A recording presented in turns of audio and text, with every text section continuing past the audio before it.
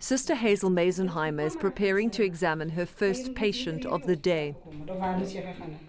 Brutally attacked by her husband the night before, this woman wants more than just medical care. She wants him arrested. But to lay a charge, she needs proof. And that is why she's here. It is also why we can't reveal details of her identity. Otherwise, we could seriously jeopardize her case and help a criminal get off scot-free. Slagoffer by die sentrum aankom, jy stel jouself voor en jy verduidelik die prosedure in mooi, suiwer Afrikaans, verstaanbare taal wat die slagoffer sal verstaan. En jy verduidelik ook dat omdat jy self 'n vrou is, besef jy waardeur sy gaan. En jy sal seker maak dat dit nie vir haar. Dit sal ongemaklik wees, maar dit sal nie seer wees. She's a forensic nurse at this Thuthuzela care centre, one of many around the country. Third Degree got unique access to these government clinics, especially set up to care for victims of rape and sexual violence. Sister Meisenheimer is trained to look for DNA samples that could later be used as evidence in court. Luckily, her patient hasn't washed or changed since the attack, so finding evidence will be that much easier. Everything collected is bagged, sealed and carefully labelled before it's sent off for testing. En meeste van die tye as hulle by die sentrum aankom, dan weet hulle nie wat vir hulle wag hier nie. Hulle weet daar gaan 'n ondersoek gedoen word, maar hulle weet nie presies wat die ondersoek is. Hulle is bang, hulle is onseker. Hulle weet nie of hulle gaan seer gemaak word nie. Hulle weet nie is dit 'n man wat weer aan hulle gaan vat nie. Dis een van die dinge wat vir hulle byvoeg. Getrap teen die kop. Okay. The patient's been badly beaten. Her body is covered with injuries. Her husband was drunk, but her refusal to have sex with him was what unleashed this violence. He'd been abusive before, but this time he went a step further. He raped her. Sister Meisenheimer is searching for blood, semen, saliva, skin, hair, anything that might connect him to the attack. Die belangrikste ding is om nie onmiddellik te begin met die mediese ondersoek nie. Eers die pasiënt te kalmeer en probeer om haar kalm te kry dat sy kan haar samewerking gee by die ondersoek.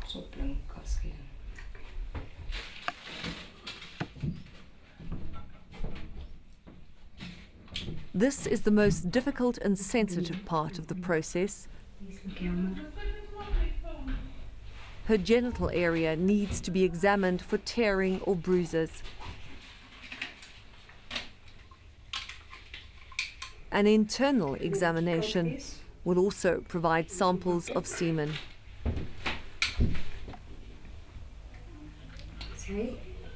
Moeilikste dink ek vir 'n pasiënt wat hier kom is die feit dat die ondersoek wat gedoen word is so verskriklik privaat. En dit voel amper asof hulle 'n tweede keer verkragt gaan word. With rape and sexual assault comes the risk of pregnancy, HIV, and sexually transmitted infections. Treated in time, these can be prevented. But with the acute shortage of doctors, forensic nurses are now filling in the gaps. Die forensiese verpleegkundige doen alle mediese geregtelike ondersoeke wat in die verlede altyd deur die dokter gedoen was. En na die ondersoek vul hulle die E88 in en hulle gaan getuig ook gee getuie in die hof. Examinations of victims are long and complicated. Every step and every finding must be documented in a J88 form. This is what the prosecutors will rely on in court. It's often what makes or breaks a conviction. The evidence is important so that then they can link whatever evidence is found to the perpetrator. because so that the perpetrator can be proven guilty. Otherwise, if that evidence cannot be linked to this particular perpetrator, then we cannot have a conviction. So their evidence in court becomes very important. Abusers need to be stopped in their tracks. The damage they inflict shatters lives. Ek het huis toe kom geloop en toe die ene net by die bos uitgekom en die ander ene van vooraf. Toe die ene van agteraf my gevat en die ene van vooraf en toe ek nog die ene getrap. Toe die agterste ene my omgedraai my met die klip geslaan. En toe was ek mos uit gewees. Toe doen hulle mos na hulle sitting. In die oggend toe ek in my foon se lyf staan ek op. Daar was so 8:30 gewees. Met my broek was halfpad af gewees, nog toe moet ek het self optree. En daar moes ek huis toe kom geloop het van die toneel af. Dit is bitter hard vir my gewees. Kon sy geloop het, zwaar moes ek huis toe kom geloop het. The trauma of rape leaves many damaged and depressed. They're unable to function, destroying not only their lives, but the lives of those around them. Ek wil 'n bietjie uitkom hier. Vergeet van alles en aangaan met my lewe. As ek hier bly, gaan ek sien die mense en gaan hulle net weer dit met my doen.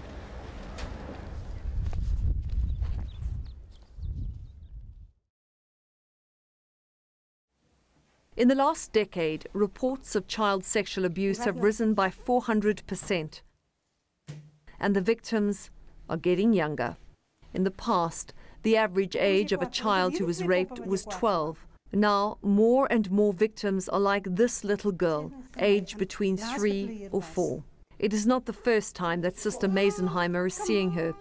She's been brought back by a neighbor who's worried that her stepfather is still abusing her. Vraag ek toen of vraag hoe doen ze papi dit? Toen wij ze van mij ze trek haar broekje af en ze haar pa trek haar broekje af. Dan smeer haar pa's haar koekie rama. En toen vraag ja rama en dat doen haar pa onbeschoft. Maar ik heb die vraag gevraagd hoe of wat niet. Dat is niet al wat ze zegt. The terrible thing is, her story is not uncommon. Most children are raped or abused by someone they know, in places where they should be safe, like home or school. And children often won't say anything. Hulle is baie moeilik om 'n vreemdeling op te maak. Ons probeer sover moontlik die eerste kontak wat die kind gehad het, met wie se eerste gepraat het, om die hele proses met sy saam met die kind wees. Any sexual act performed with a child is abuse, no matter whether it's fondling, masturbation, or penetration. To make her report, Sister Meisenheimer needs to find out from the little girl what happened. So using Barbie dolls, she tries to coax her into talking. Kinders is baie vulnerable. En as hulle by die sentrum aankom, dan kan jy sien hulle is bang. Want is gewoonlik 'n groot mens, 'n adult wat dit aan hulle gedoen het. So ons moet probeer om af te kom na die vlak van die kind toe. Dis hoekom ons 'n speelkamer het waar ons poppe het. Ons laat gewoonlik die kinders eers toe om te speel, om heeltemal te ontlaai, om heeltemal te ontspan. Hulle speel speletjies en dan gaan ons begin stelselmatig. Wat is dit nou?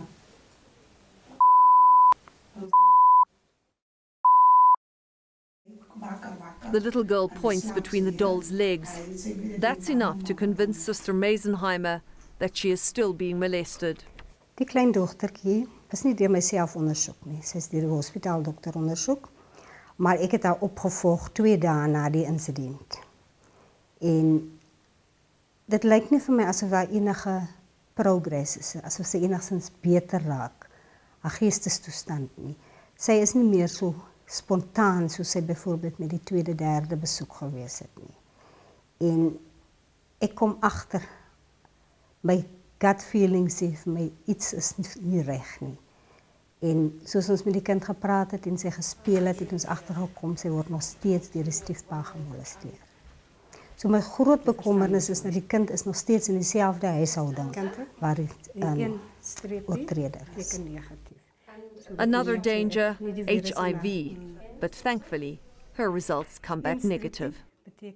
Een streepie beteken negatief en daar is nie 'n virus in haar bloed op die stadium nie, maar na 6 weke gaan ons weer bloedtoets doen, seker te maak sy bly negatief. The biggest problem that we have is violence in the country, and that violence, as I said, it manifests mostly through sexual and gender based kind of violence. So, and for me, that's our, and if we don't fix that, we are doomed as a country. Sexual violence is escalating every year. Yet it has the lowest conviction rate of all serious crimes. So the NPA is leading the Thuthuzela Care Centre project, where investigators collaborate with health and social workers to prosecute offenders and protect the victims. We, as the prosecution, were at the tail end of the process of the court process or the criminal justice process. And we often find ourselves frustrated in terms of what kind of product we get in court, and also what happens when we do go to court. Do we have well-equipped prosecutors? Do we have well-equipped investigation officers, doctors that will collect, nurses that will collect this kind of evidence? Do we have a victim that is calm, that is relaxed, that trusts the system? As a forensic nurse, Sister Meisenheimer often has to testify in court. Today, she's come for the trial of a man accused of sexually abusing his 3-year-old granddaughter. He has pleaded not guilty, so the prosecutor has called her in as an expert witness. Ek is in en uit in die hof vir die laaste 14 jaar. So almal ken my van die regter tot die staatsaanklaer tot die prokureurs en hulle het volle vertroue in my getuienis. She examined the little girl, so her medical evidence is crucial. We were not able to film inside the court, but this is what her testimony would have been. Police officer brought a 4-year-old girl to the centre for me to examine. General body build was small and petite. There was no external injuries found on examination. On the hymen, I found injury cleft at 6 o'clock. No other injuries were found. I did not do an internal examination, and the perineum was intact.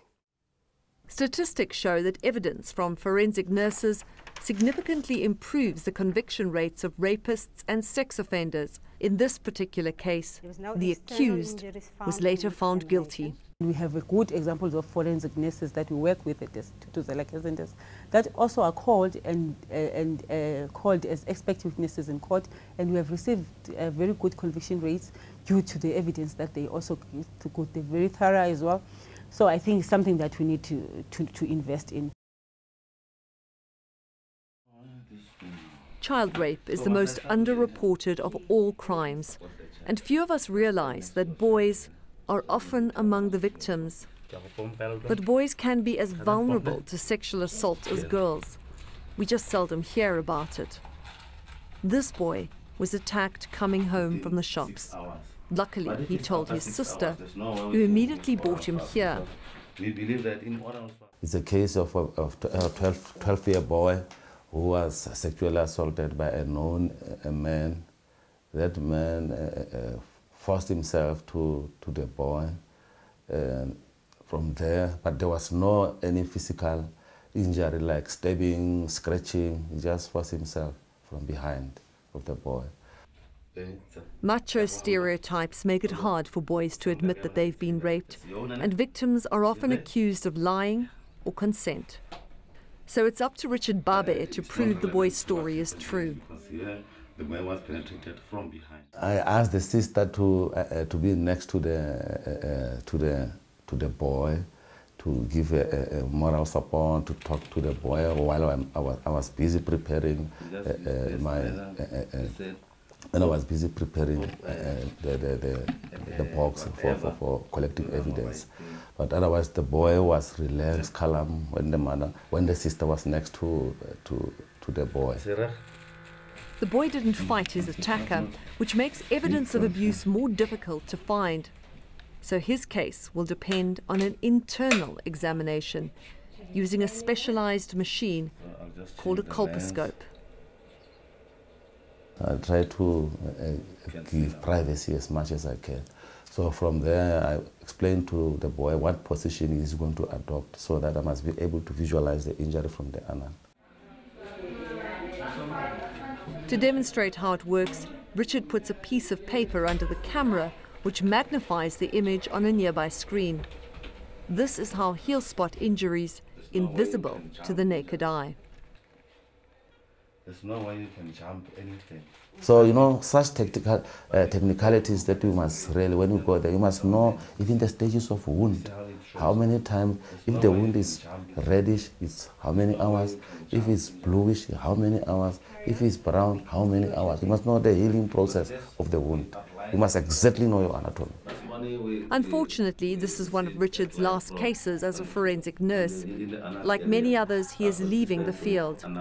The South African Nursing Council doesn't recognize forensic nursing as a speciality, so they're paid very little, despite their expertise. I'm still going to miss the speciality. I'm leaving the field because really my psychological contract is broken. That passion, psychological contract. You know, when you grew up, you end up building a psychological contract with your work. Say, I just want to be a forensic nurse, I like the job, you know. But from there, there was nothing rewarded back to me. So that's why I feel now that my psychological contract is broken, that passion is no more there. Let me explore and move to another field. School is one of the places where children are at most risk of sexual abuse. So Sister Meisenheimer and her team have come to teach students what to do if it happens to them. There's a lot of work that we need to do in terms of trying to change mindsets and educate our boys, I mean, from a very young age, and tell them about and educate them against and protecting their sisters as their sisters, and not see girls as tools and people to be used or disrespected. Nearly half the rapes reported in South Africa involve children.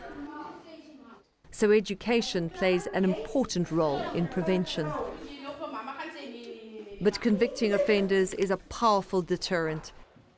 It needs trained experts who are getting harder to find. It's a big problem and it affects all of us. Whether you've been raped or you will know somebody that has been. So just like we deal with the AIDS pandemic, we need to deal and put all our efforts in fighting sexual violence in this country. In the few days we spent in just one small rural town, we saw a number of horrific child abuse cases, and they show no signs of stopping. The very night Sister Meisenheimer got back from the school outreach program, she was called to the clinic. Another child brought in, a 10-year-old girl. She was, you call batas. Batas. And the mother came in while his hands was in her pants. And he was fully clothed. She was fully clothed. Just his hands was inside the pants. So I'm just going to look and see if there's any injuries and fill in the JIT uit. Wat sister nou gaan doen nie, sy gaan net met my hande aan die buitekant vat nie. So hou jou beentjies goed op. En hier toe maak hy, hou dit op. Sister net hier so kyk. Nog weer op. Ah, sy, pragtig. Baie mooi. Oké, dat gaan so klein bietjie gevoelig wees, maar dis nie seer nie, nee. Jy voel mos dis nie seer nie. Het baie mooi gedoen hoor, baie pragtig. Sister gaan nou vir jou treksuit gee, sister gaan nou vir jou panty gee, 'n ander panty gee om aan te trek. Kan lekker vir jou shower. Sien nodig dat jy slegte pille moet drink, want hy het mos iets so daarby. Hy het net met sy hande daar gevat. Sister kan sien, dis net met die hande daar gevat. Hy het die binnekant gevat nie. Okay. Sexual violence is on the increase. Injuries are getting worse. The big question is, do we have the systems, the experts, the skills to help turn the tide? 37.